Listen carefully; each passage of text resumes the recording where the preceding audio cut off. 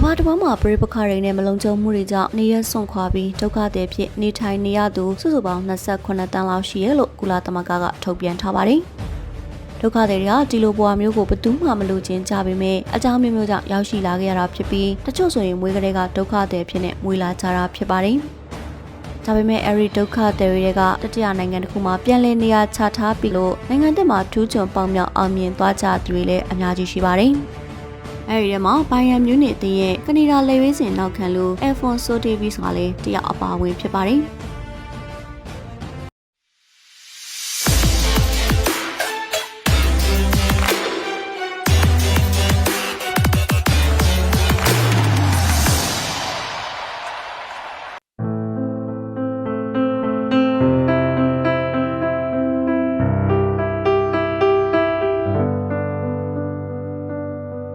ဘယ်သူမှဆိုဒုက္ခသည်ဖြစ်လာနိုင်ပါတယ်ဒါကတင်ရွေးချယ်လို့ရတဲ့ကိစ္စမျိုးမဟုတ်ပါဘူး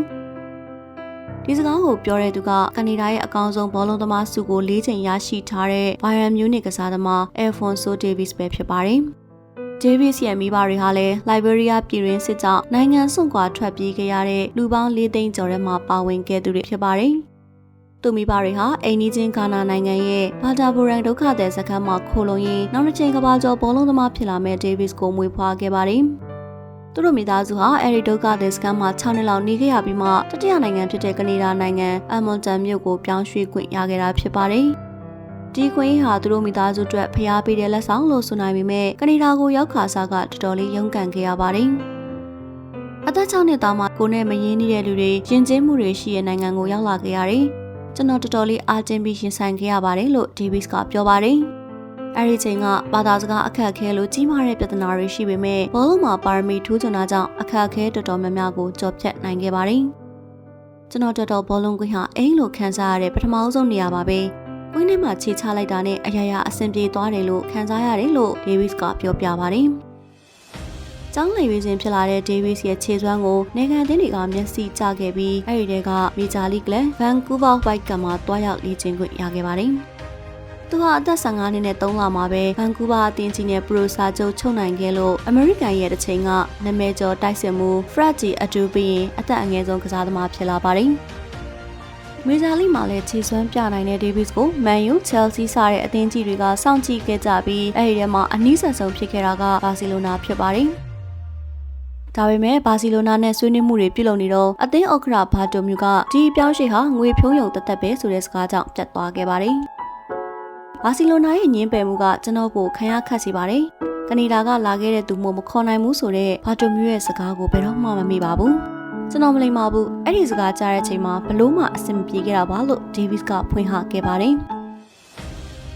2018ခုနှစ်မှာတော့ဂျာမန်ကလပ်ဗာရန်မြူးနစ်ကသူ့ကိုပြောင်းရွှေ့ကြေးဒေါ်လာ30နဲ့ခေါ်ယူခဲ့ပြီးမေဂျာလိရဲ့စံချိန်တင်ပြောင်းရွှေ့ကြေးဖြစ်ခဲ့ပါတယ်။ဒေးဗစ်ကဗာရန်မြူးနစ်ကိုရောက်ချင်မှာပဲခြေစွမ်းပြနိုင်ခဲ့လို့ကမ္ဘာအကောင်းဆုံးဘယ်နောက်ခံလူတွေကကျိုးဖြစ်တောင်သတ်မှတ်ခံခဲ့ရပါတယ်။သူ့အတွက်အမှတ်တရအဖြစ်ဆုံးပွဲကတော့2019ချန်ပီယံလိမှာဘာစီလိုနာအသင်းကို8-2နဲ့အနိုင်ရခဲ့တဲ့ပွဲပဲဖြစ်ပါတယ်။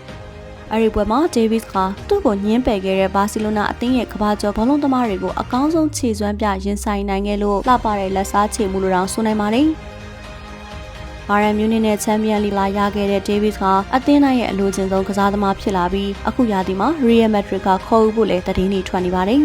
။ဒုက္ခသည်စခန်းမှာမွေးဖွားလာတဲ့လူငယ်လေးတစ်ဟာအခုချိန်မှာဥရောပဘောလုံးလောကရဲ့အတောက်ပါဆုံးကျယ်ဝန်းခွင့်ဖြစ်လာခဲ့ပါပြီ။ဒုက္ခသည်တွေဟာသူတို့ရဲ့အရေးချင်းတွေကို short track ခံနေရတယ်လို့ကျွန်တော်ခံစားရပါတယ်။သူတို့ကအဲဒီဘဝကိုတင်မြင်ရွေးခဲ့တာမဟုတ်ပါဘူး။ဒုက္ခသည်အတိုင်းဝိုင်းမှာအရေးချင်းရှိတဲ့သူတွေအများကြီးရှိပါတယ်။သူတို့ရဲ့အရေးချင်းတွေကိုပြသနိုင်မှုအခွင့်အရေးပေးကြပါလို့အယ်ဖွန်ဆိုဒေးဗစ်ကတိုက်တွန်းပြောကြားခဲ့ပါတယ်။အခုလိုစိတ်ဝင်စားဖွယ်အကြောင်းအရာတွေကိုပုံမှန်တင်ဆက်ပေးနေရဖြစ်လို့ Soccer 18 Channel ကို Subscribe အန်လိုက်လုပ်ပေးခြင်းအဖြစ်ပံ့ပိုးကူညီနိုင်ပါတယ်။ဒီဗီဒီယိုလေးကိုအဆုံးထိကြည့်ပြီးရတဲ့အတွက်လည်းကျေးဇူးအများကြီးတင်ရှိပါရရှင်။